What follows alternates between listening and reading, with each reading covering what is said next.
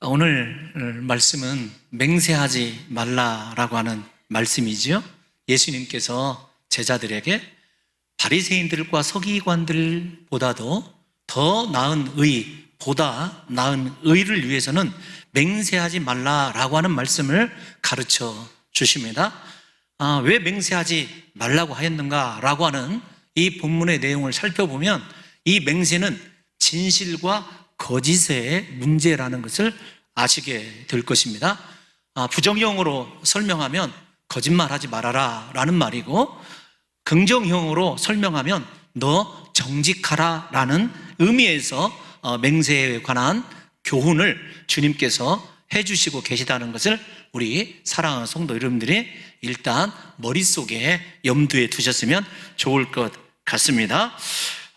원래 맹세는 왜 생겨나게 되었는가? 이스라엘 백성들에게 하나님께서 하나님의 관계뿐만 아니라 사람의 관계의 신뢰성을 확실히 해주시기 위하여 사실 하나님께서 맹세를 교훈하신 적이 있으십니다. 우리 신명기 6장 13절 한번 다 같이 읽어볼까요? 시작. 네, 하나님 여호와를 경외하며 그를 섬기며 그의 이름으로 맹세할 것이니라. 아멘. 하나님을 잘 섬기기 위해서 맹세가 필요했던 거지요. 왜냐하면 우리가 그런 것 아닙니까? 지금의 삶의 정황상 하나님을 더 잘 섬겨드리고 싶지만 못하는 경우가 있어요. 그럴 때 이렇게 맹세 내지는 이따가도 나옵니다만 서원을 하거든요. 하나님, 내가 하나님을 더 경외하기를 원하고 다른 사람들처럼 하나님 잘 섬기기를 원합니다. 이제 하나님을 섬긴다고 하나님 앞에 결단하는 그것이 진짜입니다, 진실입니다 라고 하는 것을 뒷받침하기 위해서 맹세를 하게끔 하나님께서 내 이름으로 맹세해라 이렇게 말씀해 주셨다는 것입니다. 하나님의 이름으로 맹세함을 통해서 우리 자신이 하나님께 맹세한 이 내용이 진실하다라고 하는 것을 확고히 하기 위해서 하나님께서 맹세의 교훈을 우리에게 주셨다는 거예요. 뿐만 아닙니다. 사람과의 저 말씀을 읽어보면, 계속해서 읽어보면 사람과의 관계에서도 우리가 맹세가 유용하게 쓰일 때가 있어요. 특별히 지금처럼 무슨 CCTV나 어떤 DNA 검사 이런 것을 할 수 없는 과거에 여러분 모세 시대를 한번 생각해 보세요. 모세 시대에 이 사람과 사람 간에 어떤 증인도 없고 증거도 없는 상황에서의 어떤 미묘한 일이 벌어졌다고 합시다. 그들의 하나님 앞에서의 그리고 사람 앞에서의 무죄함을 밝힐 수 있는 것이 맹세 말고는 없었거든요. 그래서 나는 정직합니다, 이번 사건과 무관합니다 라고 하는 사람과의 관계에서 자기 자신의 정직함을, 관계없음을 그렇게 드러나기 위해서 하나님께서 맹세를 사용하게 하셨다는 것입니다. 그래서 맹세의 본바탕은 신뢰도에 관한 것이에요. 정직함에 관한 것입니다. 그래서 맹세하는 사람이 정직하다, 약속한 것을 꼭 지킬 것이다 라고 하는 것을 위해서 두 가지예요. 정직함과 내가 지금 약속한 것, 하나님 앞에 약속한 것을 꼭 지킬 것을 다짐하기 때문에 하나님의 이름으로 맹세하도록 그렇게 하나님께서 맹세의 교훈을 주셨어요. 왜냐하면 맹세는 히브리서 기자의 말대로도 그렇고 우리보다 큰 사람, 우리보다 절대적인 사람을 들어서 맹세하는 것이 일반적인 예의듯이 이스라엘 백성들에게는 전능하시고 살아계신 지극히 높으신 하나님의 이름으로 맹세하게 하였고, 그 맹세가 하나님의 이름으로 한 것이기 때문에 반드시 지켜져야 된다고 하는 원칙이 모두가 다 공감되어지도록 하나님께서 이 말씀을 주셨다는 것입니다. 이런 관점에서 주님께서 오늘 맹세에 관한 말씀을 재해석해 주시는 거예요. 그러면 주님이 하나님께서 이렇게 정하신 맹세를 왜 맹세하지 말라, 절대로 맹세하지 말라 라고 하는 말씀을 주시는지를 우리가 하나씩 생각해 봐야 합니다. 우리 본문 33절을 먼저 읽어볼까요? 33절 시작. 또 옛사람에게 말한 바 헛 맹세를 하지 말고 내 맹세한 것을 주께 지키라 하였다는 것을 너희가 들었으나. 아멘. 앞에서 하나님이 하나님의 이름으로 맹세하라고 한 것을 왜 주님께서 맹세한 것을 주께 지키라 하였다는 것을 너희가 들었으나 34절에서 나는 너희에게 이르노니 이렇게 또다시 시작을 하느냐고요. 그러니까 다시 본문 33절로 가보면 바리새인들이 옛사람 즉 모세에게 말하는 것을 이렇게 들었대요. 헛맹세를 하지 말아라. 헛된 맹세는 하면 안 된다는 거예요. 내 맹세한 것을 주께 지키라. 여러분, 저 말씀을 읽으면서 무엇이 문제인 줄 아시겠습니까? 저 말씀을 언뜻 살펴보면 아무런 문제가 없는 것 같아요. 그러나 여러분, 이 말을 자세히 들여다보면 주께, 즉 하나님께 맹세한 것만 지켜야 된다, 이런 뜻을 가지고 있어요. 그러니까 다른 사람에게 혹은 하나님의 이름으로 맹세하지 아니한 것은 지키지 않아도 된다라고 하는 말씀이 저 속에 포함되어 있다라는 것입니다. 여러분, 하나님의 이름으로 맹세하라고 그랬는데 점점 이스라엘 백성들이 잔꾀가 나기 시작을 했어요. 하나님의 이름으로 맹세한 것, 분명히 헛된 맹세가 아니고 주께 맹세한 것은 지켜야 되기 때문에 이스라엘 백성들이 그 다음부터는 하나님의 이름으로 맹세하지 못합니다. 않습니다. 의도적으로 속이기 위해서 어떻게 맹세를 하냐면, 이제 오늘 본문에도 등장합니다만 하늘, 땅, 그 다음에 예루살렘, 그리고 자기 머리를 빌어서 맹세하는 하나님의 맹세의 교훈을 악용하는 사례들이 나타나기 시작을 한 거예요. 여러분, 이렇게 한번 생각을 해볼까요? 예수 그리스도께서 먼저 살인하지 말라, 그 다음에 간음에 관한 교훈, 가로 열고 닫고 이혼까지, 그 다음에 이 정직에 관한, 맹세에 관한 이 말씀을 교훈하신 것을 보게 되면 맹세의 문제, 즉 바리새인들뿐만 아니라 유대인들의 부정직감이 얼마나 그 당시에 만연하였겠는가라고 하는 것을 생각하셔야 돼요. 솔직히 조금 더 깊이 말씀을 드리면 간음의 문제가 되었든 살인의 문제가 되었든 마음의 정직함의 문제라는 것도 우리가 곁들여서 함께 확대해서 생각해 봐야 될 이유가 충분하다고 생각이 되어집니다. 뿐만 아닙니다.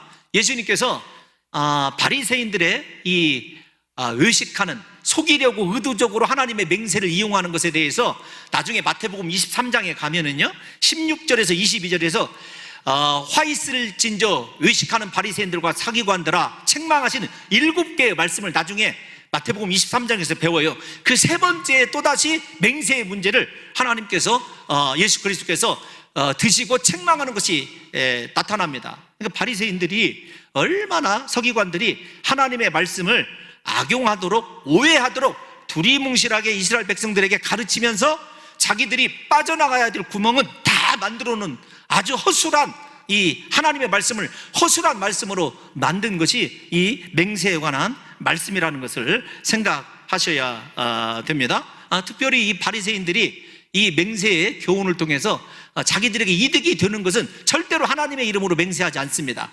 예루살렘으로 맹세하기도 하고, 예루살렘 성전에 있는 제단으로 맹세하기도 하고, 또 제물로도 맹세하기도 합니다. 금과 은으로 여러분 맹세함으로 말미암아 그들의 관점이 하나님의 이름을 이용을 해서 물질적인 만족을 충만시키는데, 그러니까 하나님을 의도적으로 이용해서 거짓말로 자신들의 욕심을 채우는데 이 맹세의 교훈을 이용했다는 거예요. 그러니까 이렇게 생각을 해보세요.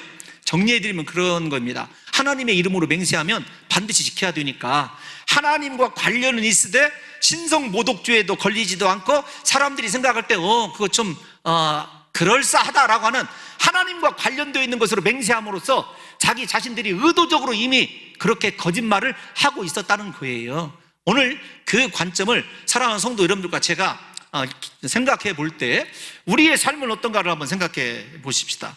여러분, 우리는 오늘날 하나님과 사람 앞에서 정직합니까? 하나님의 말씀 그대로를 정직하게 지키고 있느냐고요. 다시 한번 곰곰이 생각을 해야 돼요.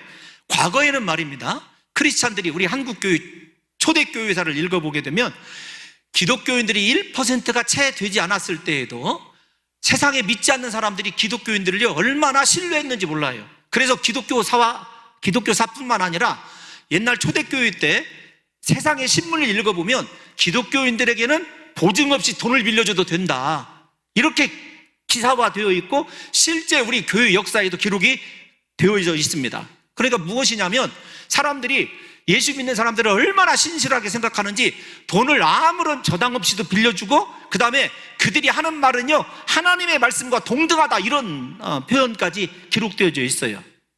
그러니까 믿지 않는 사람들이 하나님의 이름을 드높였어요.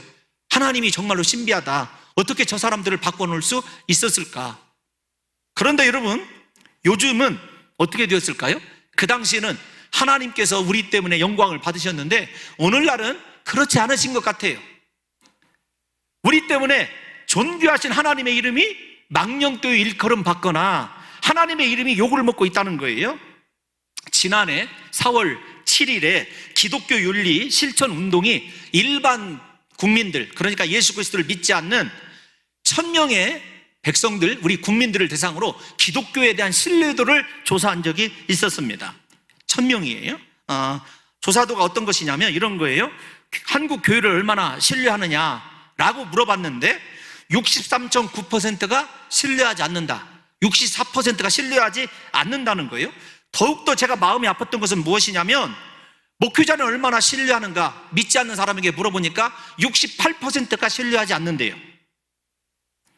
그러면 교회나 목회자를 신뢰하는 사람은 몇 퍼센트냐? 10%가 채 안 됐습니다.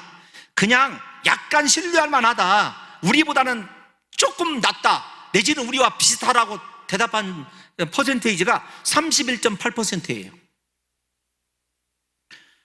여러분, 그렇게 기독교인의 행동이 이 믿음을 제대로 표현하지 못하는 것에 대해서 세상 사람들이 아주 냉소적인 반응과 답을 내놨다는 거예요. 뿐만 아닙니다. 여러분, 종교적으로도 기독교 자체를 몇 퍼센트 신뢰하느냐를 물어봤어요. 그랬더니 캐톨릭 30%입니다. 불교는 24%예요. 기독교는 18.9%였습니다. 꼴찌예요. 그러면 그들에게 질문을 했습니다. 이렇게 기독교가 신뢰를 받지 못하고 있는데 신뢰받기 위해서 어떤 일이 벌어져야 되느냐, 그렇게 질문을 했어요. 그랬을 때 크리스찬들에게서 가장 먼저 요구되는 것이 정직함이다, 이렇게 돼 있어요. 정직함과 두 번째, 제발 예수 믿는다고 하는 이름으로 이기적으로 살지 않았으면 좋겠다. 이게 두 가지예요, 답이. 기독교가 세상 사람들에게 신뢰를 받기 위해서 세상 사람들이 처방을 내놨는데 그 처방이 어떤 거냐? 정직하라 라는 것과 제발 이기적으로 살지 말으라는 거예요. 이거 정말로 부끄러운 이야기 아니겠느냐고요. 우리 크리스찬들에게서 정직의 회복이 얼마나 중요한지를 우리가 한번 생각해 봐야 합니다. 특별히 오늘 맹세에 관해서 생각을 할 때 그동안에 문제가 터졌던 우리나라의 굵직굵직한 부정부패 사건에는 다 기독교인들이 관련이 되어 있었고, 여러분, 그들이 다 성경에 손을 얹고 하나님의 이름으로 맹세합니다. 이거 여러분들이 다 들으셔서 아는 내용들입니다. 하나님께서 우리에게 이렇게 거짓으로 가득 차 있고 모든 일마다 하나님의 이름으로 말하면서 자기의 탐욕을 추구하기 위하여 하나님도 속이고 사람도 속이는 우리를 하나님께서 아주 강력하게 경고하시면서 레위기에서 이렇게 말씀하셨어요. 레위기 19장 12절 한번 읽어볼까요? 시작. 너희는 내 이름으로 거짓 맹세함으로 내 하나님의 이름을 욕되게 하지 말라. 나는 여호와이니라. 아멘. 하나님의 이름을 욕되게 하다, 그 말이 어떤 표현이냐면 망령되게 하다, 그 말이에요. 허탄하게 하다, 그 뜻입니다. 우리가 하나님의 이름을 믿고 정직하고 정말로 모든 사람들에게 이타적으로 살아가는 삶의 자세를 위해서는 우리에게 먼저 있어야 될 것이, 회복되어야 될 것이 무엇이냐면 하나님 앞에서 거짓이 없는 삶이에요. 하나님의 이름으로 진실로 맹세했다면 하나님께 우리에게 서원한 것이 되었던, 결단한 것이 되었던 그대로 지켜내는 믿음의 힘이 있어야 된다는 것입니다. 사랑하는 성도 여러분들이요, 하지만 모세 시대에도 그렇고 예수님 시대에도 그렇고 오늘날도 그렇고 예수 믿는 사람들이, 하나님의 백성들이 자신의 목적을 달성하기 위하여 하나님의 이름으로 맹세하고 오히려 하나님을 이용하는 사례들 때문에 교회가 세상의 빛과 소금의 역할을 하지 못할 뿐더러 누가 욕을 먹냐면 우리가 욕 먹는 게 아니에요. 우리가 믿는 하나님이 욕을 먹고 있다는 것입니다. 그 하나님의 이름을 욕되게 하지 말아라 라고 하는 것이 하나님의 강력한 이 권고예요. 하나님께서 선한 의도로 하나님을 잘 섬기고 경배하라고 맹세의 교훈을 주셨는데 인간들이 맹세의 교훈을 악용하기 시작하면서 하나님께서 절대 내 이름으로 거짓 맹세하지 말아라, 이렇게 부탁하는, 우리에게 권고하시는 말씀이 주어지게 되었다는 것입니다. 이런 관점에서 생각해 보면 우리가 이 맹세에 관한 교훈이 하나님의 이름을 망령되게 하는 것 3계명과 그 다음에 거짓말을 하게 되는 9계명의 제 9번째 계명에 연결되어 있다는 것을 아시게 될 거예요. 그래서 맹세에 관한 문제는 이렇게 얘기할 수 있습니다. 그냥 구체적으로 나누면 예수님께서 우리에게 6개의 교훈을 주실 텐데 6계명, 7계명에 관한, 그 다음에 3계명, 9계명에 관한 재해석이다, 이렇게 이해를 하시면 좋을 것 같습니다. 여러분, 왜 우리가 맹세를 하게 되냐면 앞에서 말씀드린 대로 거듭 말씀을 드립니다마는 거짓 목적 때문에 그래요. 내 얄팍한 이 술수 때문에 우리가 맹세를 이용해서 공개적인 거짓말을 그렇게 하게 된 것이거든요. 그러므로 우리가 이 맹세의 교훈을 먼저 생각을 할 때 참 하나님 말씀대로 살기가 어렵다라고 하는 것을 저와 여러분들이 인정하시게 될 거예요. 왜냐하면 우리가 거짓말하지 말아라, 이 계명을 지키기가 얼마나 어려운지를 잘 아실 것입니다. 목사로 살아도 정말 거짓말하기가 얼마나 쉬운지 우리 스스로 생각지도 말고 거짓말하지 말아야 되겠지라고 생각하는 순간에 이미 거짓말이 입으로 나가고 있다는 것을 저 자신도 참 부끄럽지만 많이 느낄 때가 있습니다.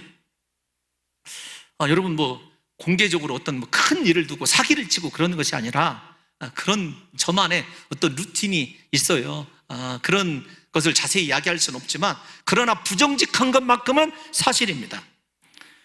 어쨌든 그래요. 그런데 여러분, 우리가 조금만 우리에게 불리해지거나 조그마한 이득만 있어도 거짓말을 하는 우리에게 너희 거짓말하지 말아라 이렇게까지 얘기하는 것은 주님이 왜 그러냐면 우리가 거짓말이 진실이다라고 하는 것을 밝히기 위해서 맹세까지 흔하게 하기 때문에 그렇습니다. 사랑하는 성도 여러분, 그렇지 않은가요? 요즘 말을 들어보면 이런 말 혹시 써보신 적 있습니까? 절대로, 진심으로, 정말로 내 이름을 걸고 내 목숨을 걸고, 만약에 이 말이 거짓말이면 내가 네 자식이다, 네 성을 갈겠다. 아니, 내 성을 가려야지 왜 네 성을 갈어? 내 성을 갈겠다. 여러분, 이거 어디에서 나왔냐면 아까 조사한 부분에서 나온 말들이에요. 하늘이 북쪽나도, 그 다음에 가장 많이 쓰는 내 말에 대한 스스로 보증하는 말 가운데 흔한 것이 어떤 것이냐면 손가락에 장을 짓겠다라는 말이래요. 여러분, 우리는 이 말씀을 통해서 일단 아셔야 될 게 무엇이냐면 맹세하지 말아라 라고 하는 것도 중요하지만 이제 그걸 본격적으로 살펴보기 이전에 극단적인 표현을 쓰는 사람은 신뢰할 만하지 못합니다. 왜 우리가 자꾸 이런 극단적인 말을 쓰게 되냐면 그 사람이 나를 신뢰하지 않고 있다고 생각하기 때문이기도 하고, 내 스스로도 사람들에게 내가 하는 말이 별로 신뢰를 못 주기 때문에 이런 극단적인 수식어들을 동원하지 않으면 지금의 이 순간을 모면할 수 없다는 이유 때문에 그런 거죠. 여러분, 제가 정말로 여러분들에게 조심스럽게 고백을 하나 드릴 것이 있어요. 어떤 것이냐면 어느 때인가 제가 저 사람들이 왜 저렇게 작은 일로 자살을 할까, 이 속에서 제가 이렇게 성격이 좀 못됐어요. 그래가지고 이거 정말 억울하다 이런 생각이 드니까요, 별하별 생각이 위에서 막 위에 저의 뭐라고 할까요? 평소에도 깨끗하지는 못하지만 그거 뭐라고 할까, 결백을 이렇게 밝히기 위해서 뛰다 죽고 싶은 그런 심정이 정말로 들 때가 있더라고요. 그런 때는요 오히려 말이 안 나와요. 아무 대꾸가 안 나온다니까요. 무슨 말씀을 드리고 싶어서 그러냐면 우리가 의도적으로 거짓말할 때는 앞에서 예수 믿는 사람이 되었든지 믿지 않는 사람들이 되었든지 이렇게 맹세의 용어를 많이 갖다가 붙인다는 거예요. 내가 목에 칼이 들어와도 이것만은 지켜줄 거야. 천만의 말씀입니다. 우리 크리스찬들은 말로 정말로 목에 칼이 들어와도 지켜줄 것 같으면은요 미리 지금 해야 돼요. 예수님께서 지금 그걸 우리에게 이야기해 주는 것입니다. 그런 관점에서 우리가 맹세를 생각해 보기 전에 먼저 하나님께서 왜 우리에게 그렇게 맹세를 이렇게 원하시는지를 조금 더 살펴보려고 그래요. 우리의 삶이 하나님께 속해 있는지 속하지 않았는지를 확인하기 위해서 그런 거예요. 여러분, 우리 민수기 30장 2절 한번 읽어볼까요? 시작. 사람이 여호와께 서원하였거나 결심하고 서약하였으면 깨트리지 말고 그가 입으로 말한 대로 다 이행할 것이니라. 저 서원 때문에 큰 손해를 본 사람이 우리가 사사기의 입다입니다. 하나님께서 이미 함께 하셔서 승리케 하시는 성령의 감동이 있었음에도 불구하고 내가 이번 전쟁에서 승리하고 돌아갈 때 나를 처음으로 영접하는 사람을 내가 하나님께 번제로 드리겠습니다. 자기의 딸이 여러분 속옷집에 나왔지 않습니까? 구약 시대는 그런 시대였어요. 여러분, 저 말씀을 요즘에는 어떻게 생각하세요? 제가 목회하면서 참 경험했던 순간 가운데 마음이 아픈, 좋은 쪽으로 되었던 나쁜 쪽으로 되었던 함께 아팠던 적이 있어요. 어떤 것이냐면 지난해입니다. 어느 때인지는 모르지만 우리 교회 성도 한 분이 그 전에 하나님 내가 피아노를 사놓겠다고 서원을 한 것 같아요. 언제인지는 모릅니다. 그런데 그 당시에 피아노 값이 약 45만 원 갔었을 때인 것 같아요. 그분이 피아노 한 대 값을 이렇게 45만 원을 그때 서원한 것을 갚은 적을 봤어요. 제가 그걸 우리 장로님 앞에 내어놓고 눈물이 나는 거예요. 얼마나 지난 세월 동안에 이것 때문에 그가 마음에 부채의식을 가지고 살았을까. 여러분, 그거 좀 목사 입장에서 정말로 안타까운 거예요. 그렇다고 여러분, 제가 하나님 앞에 서원한 것이니까 지켜야 된다 이렇게 강조할 수도 없고 지키지 않아도 된다 이렇게 얘기할 수도 없는 것 아니겠습니까? 왜냐하면 말씀은 뭐라고 얘기하고 있어요? 하나님의 말씀이 심정적으로는 그렇게까지 하지 않아도 됩니다라고 이야기하고 싶지만 그 사람은 모릅니다. 말씀은 하나님께 약속한 거 결심했으면 지키라는 거예요. 너 금년 초에 주일 새벽만큼은 지키겠다, 내가 하나님 앞에 11조를 하겠다, 주일 성수는 하겠다 결단했으면 지키라는 거예요. 그런데 여러분 생각해 보십시다. 살아계신 하나님 앞에 그렇게 약속하고 여러분 하나님 앞에 어떻게 그 약속을 실천하며 살아가고 있느냐고요. 죄송하지만 우리는 위기를 모면하기 위해서 결단하고 서원할 때가 너무 많아요. 저도 그렇습니다. 하나님, 이번 한 번만 살려주시면은요 제가 생명 들여서 하나님 앞에 헌신할게요. 그런데요, 그거 나을 때까지예요. 낳고 나서 3일 지나면 금방 언제 그랬느냐. 하나님, 이번만 내 사업 한번 일으켜 주시면은요 하나님 앞에서 내가 가장 정직하게 말씀대로 행할게요. 하나님을 빙자해서 우리가 수많은 맹세, 약속, 결심, 결단을 하고 있는데 우리의 실제 모습이 어떠냐고요. 그래서 신명기 기자는 하나 더 덧붙였어요. 우리 신명기 23장 21절에서 23절을 읽어보겠습니다. 깁니다만 시작. 내 하나님 여호와께 서원하거든 갚기를 더디하지 말라. 내 하나님 여호와께서 반드시 그것을 내게 요구하시리니 더디면 그것이 내게 죄가 될 것이라. 잠깐만요. 일단 21절도 설명하고 갑시다. 왜 더디냐면 할 수 있는데 하지 않는 거예요. 위기를 모면했기 때문에. 그 다음에 22절 한번 볼까요? 시작. 내가 서원하지 아니하였으면 무죄하리라. 그러나 내 입으로 말한 것은 그대로 실행하도록 유의하라. 무릇 자원한 예물은 내 하나님 여호와께 내가 서원하여 입으로 언약한 대로 행할지니라. 아멘. 하나님께서 반드시 이렇게 지키라고 말씀하셨어요. 이렇게 강력하게 지키라고 말씀하셨는데 왜 예수님은 지키지 말라고 하는가 라고 하는 것을 우리가 생각해 봐야 하는 것 아니겠느냐고요. 맹세하지 말아라. 죄송합니다, 설교가 잘못됐어요. 지키지 말라고 한 것이 아니라 저 서원, 저 맹세를 왜 하지 말라고 하는지를 우리가 생각해 볼 거예요. 그러면 저 말씀을 생각하기 전에 우리 사랑하는 성도 여러분 생각해 보십시다. 지난 시간에 왜 모세가 이혼 증서를 써주라고 그랬어요? 우리 마음의 완악함 때문에 그런 거예요. 하나님이 왜 우리에게 맹세하고 서원을 하라고 하셨을까요? 다른 것 때문에 그런 것 아닙니다. 우리가 그렇게 악의적으로 하나님을 이용할 수 있는 자들이기 때문에 그런 거예요. 우리의 둘 다 완악함 때문이라는 것이죠. 그런 의미에서 하나님이 맹세하고 약속을 지키라고 하셨던 것이에요. 그러면 예수님께서는 왜 우리에게 맹세하지 말라고 하는가, 그것을 한번 살펴보려고 그럽니다. 우리 34절 한번 읽어볼까요? 34절 시작. 나는 너희에게 이르노니 도무지 맹세하지 말지니 하늘로도 하지 말라. 이는 하나님의 보좌임이요. 아멘. 예수님은 도무지라는 말을 뭘로 바꾸냐면 절대로 맹세하지 말라는 거예요. 하나님께서는 맹세도 하고 서원하고 그 다음에 지키라 이렇게 말씀을 하셨는데 예수님께서 도무지 맹세하지 말라. 왜 맹세하지 말라? 그러면 하나님이, 죄송한 표현이지만 한 입 갖고 두 말 하시느냐? 그렇지 않아요. 궁극적으로는 우리의 연약함을 알아야 된다는 것입니다. 하나님 앞에서 답은 여러분들이 충분히 알고 계셔요. 어떤 것이냐면 맹세가, 서원이 필요 없는 하나님 앞에 언제나 정직한 자가 되라. 사람 앞에 정직한 삶을 살아라. 이것이에요. 이거면 설교는 끝납니다. 여러분 생각해 보세요. 오직 진실만을 이야기하는 사람에게 맹세가 무슨 소용이 있겠습니까? 하나님 앞에 언제나 하나님을 제대로 경유하고 섬기면서 하나님 앞에 약속한 것 철저하게 지키는 그 사람에게 맹세가, 서원이 무슨 필요가 있느냐고요. 사랑하는 성도 여러분들이요, 그러므로 예수님께서 맹세하지 말라라고 하는 말은 어떤 것이냐면 너의 정직성을 높이라는 말이에요. 높이라는 정도가 아니라 하나님의 진실함을 내가 닮으라는 말입니다. 그러면 맹세가 필요 없죠. 이 말이니까 우리 사랑하는 성도 여러분들이 어떤 언어적으로 맹세하라고 했다, 맹세하지 말라 이런 것에 시험들 필요는 없고요, 우리가 그리스도 예수를 닮아서 하나님을 진실되게 섬기고 사람과의 관계에서 정직하면 절대로 이 말씀이 필요가 없다라는 것을 이해하셔야 된다는 것입니다. 사랑하는 성도 여러분들이요, 예수님은 특별히 바리새인들의 잔꾀를 멸하셨죠. 어떻게 멸하셨냐면 너희가 맹세하는 모든 것이 다 앞에서 설명드린 대로 하나님과 관련이 있는 거다. 예루살렘 하나님의 거룩한 성이고 하늘 하나님의 보좌이고 땅 하나님의 발등상이다.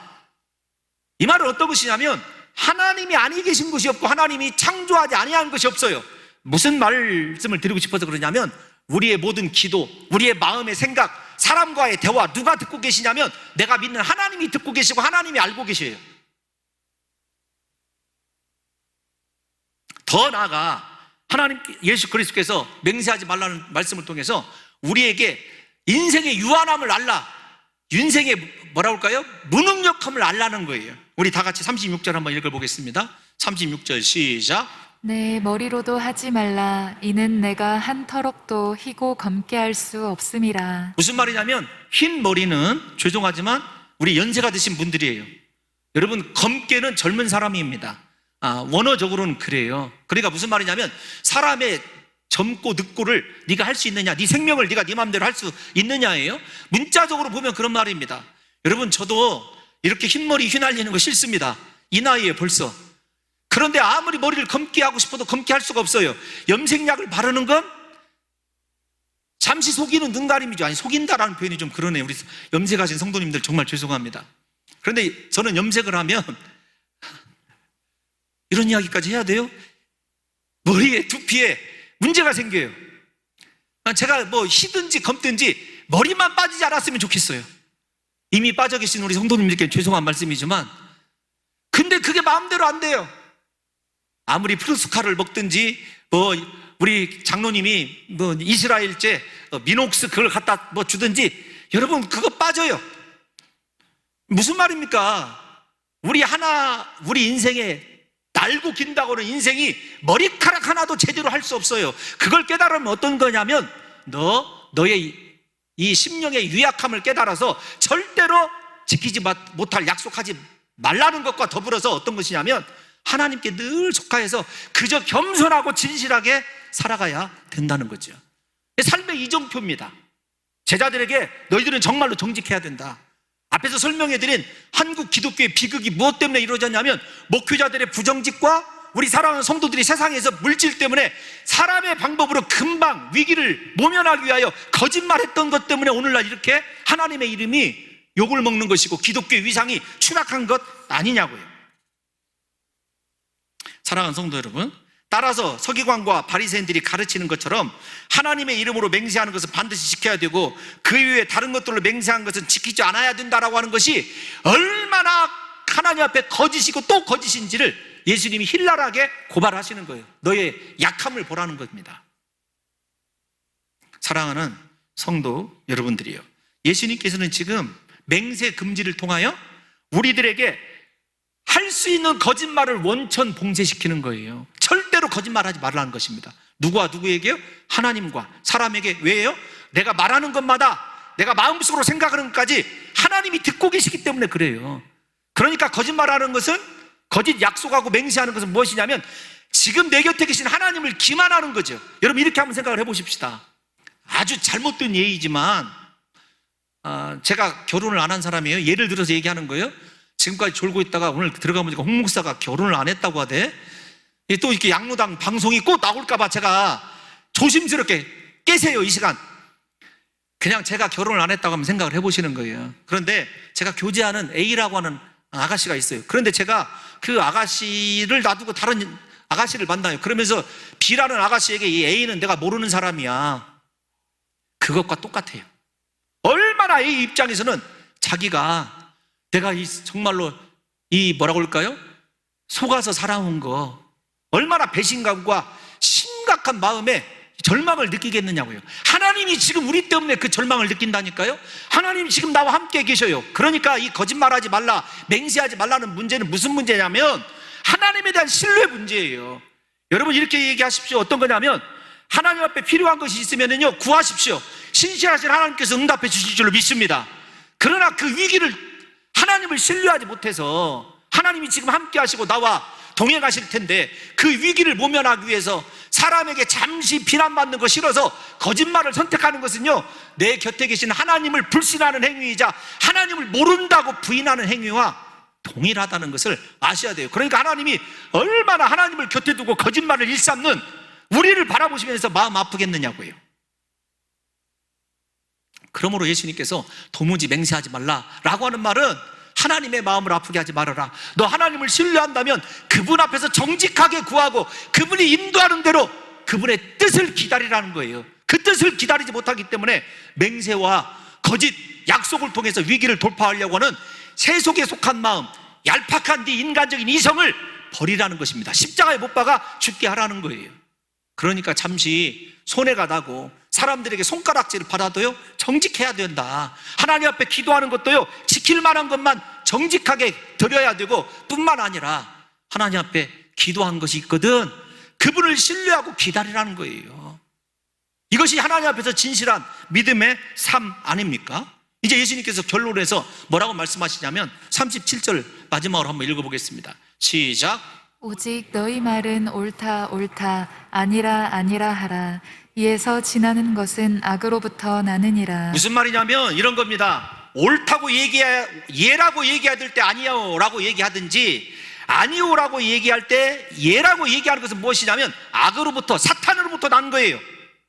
그러니까 여러분 내가 악으로부터 나는 인생인지 예수 생명으로 난 인생인지를 무엇을 보면 알 수 있어요? 말을 보면 알 수 있어요. 말을. 다시 여러분 묻습니다. 사탄을 우리가 뭐라고 얘기하죠? 거짓의 아비다 이렇게 얘기합니다. 여러분 우리가 이렇게 생각해야 돼요. 예를 들면 두 가지도 또 포함을 시켜야 될 것 같아요. 어떤 거냐면 예라고 할 때 예라고 하지 못하고 아니오라고 아니오라고 못하는 것 거짓말이고 하나님 앞에 중한 죄다. 악으로부터 난 사람이다 이렇게 얘기를 했어요. 그런데 우리가 이런 때가 있습니다. 어떤 것이냐면 어떤 위기가 처음에는 대답을 하지 않고 있는 사람이 있어요. 긍정도 부정도 않는 사람이 있습니다. 여러분 이 사람은 아무런 책임도 지지 않으려고 하는 사람이기 때문에 여러분 이런 사람들이 세상에 얼마든지 있을 수 있죠. 교회에서도 이런 사람이 얼마든지 있을 수 있어요. 그러니까 여러분 반드시 의사를 표현해야 될 때는 예가 되었든지 아니오가 되었든지 분명히 표현해야 된다는 거예요. 왜 그러냐면 이렇게 생각을 해보세요. 여러분 빌라도가 예수 그리스도가 무죄한 걸 알았습니까? 몰랐습니까? 알았어요. 그럼에도 불구하고 사람들 때문에 어떻게 하냐면 예수 그리스도를 죄인인 것처럼 내어주었어요. 때려서. 그래서 오늘날까지 우리가 사도신경 외울 때 빌라도를 욕하는 거 아니겠습니까? 빌라도에게 고난받았다. 반대로 이런 경우가 있습니다. 나단 선지자를 한번 생각해 보세요.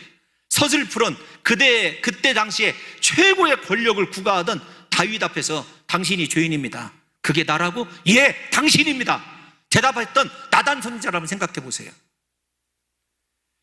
사랑하는 성도 여러분들이요, 예수 믿는 사람이 기회주의자가 되어서는 안 됩니다.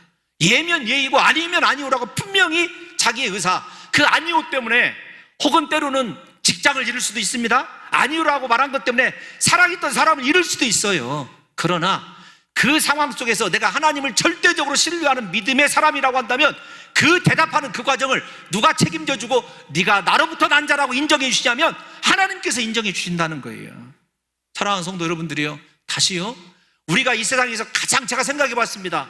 저지르기 쉬운 죄가 어떤 죄일까? 거짓말이더라고요. 앞에서 고백드린 대로 목회자인 저도요, 몇몇 공식적인 우리 장로님들만 하시는 거짓말이 있어요. 제가 그거 옆에서 여러분들에게 말씀드리지 못하는 건 혹시라도 우리 성도 여러분들에게 상처가 될까봐 제가 예를 들면 그런 겁니다. 목사님 식사하시죠. 저 약속이 있습니다. 이게 거짓말이거든요. 몇 가지 더 있습니다.